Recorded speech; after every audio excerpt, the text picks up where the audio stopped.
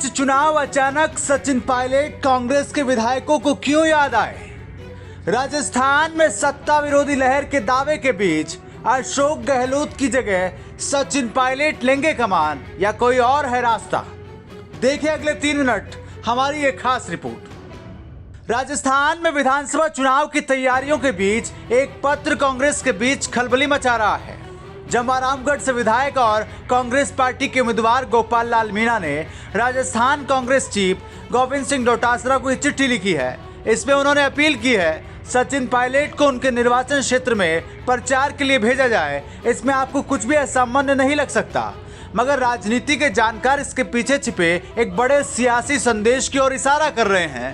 राजस्थान कांग्रेस के भीतर से ही पायलट को चुनावी कैंपेन के दौरान अधिक सक्रिय किए जाने की मांग लगातार उठ रही है। इसके बावजूद भी प्रदेश में इस बार के इलेक्शन में मुख्यमंत्री अशोक गहलोत ही ज्यादा दिख रहे हैं।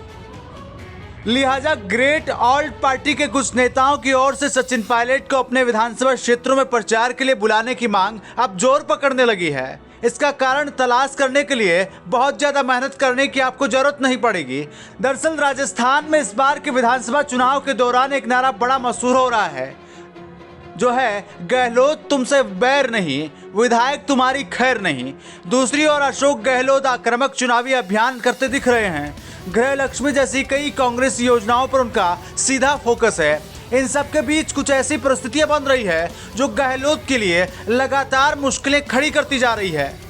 इनमें कुछ मौजूदा विधायकों और मंत्रियों के खिलाफ जनता का गुस्सा और सत्ता विरोधी लहर को देखकर सबसे अधिक इन दिनों चर्चा हो रही है।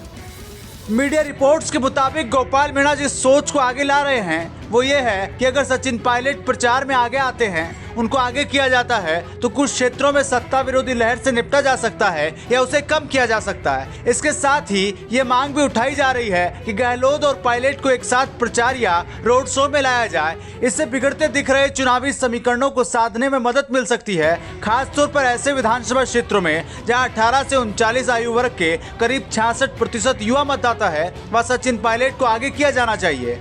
चुनावी रणनीतिकार भी इसमें सहमत नजर आते हैं। ये प्लान कांग्रेस के लिए काम कर सकता है। अशोक गहलोत का एक मजबूत पक्ष ये भी बताया जाता है कि उनके अभियान से महिला मतदाता प्रभावित होगी। कुल मिलाकर इस तरह अशोक गहलोत और सचिन पायलट एक साथ चुनावी कैंपेन के लिए आगे आते हैं तो पार्टी को इसका लाभ मिल सकता है। प्रदेश में कांग्रेस की सत्ता को कड़ी चुनौती दे रही भाजपा के उन आरोपों को भी करारा जवाब मिलेगा कि कांग्रेस तो गहलोत पायलट की लड़ाई में उलझी है।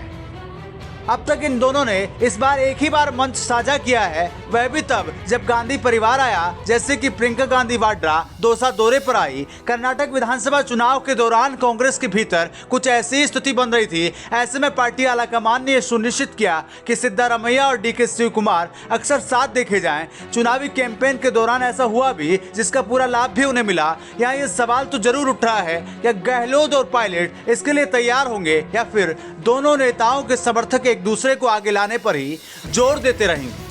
अब ये देखने वाली बात होगी कि कांग्रेस का आलाकमान और चुनाव रणनीतिकार क्या कुछ बदलाव करते हैं, क्योंकि राजस्थान का चुनाव हर दिन और जटिल होता चला जा रहा है।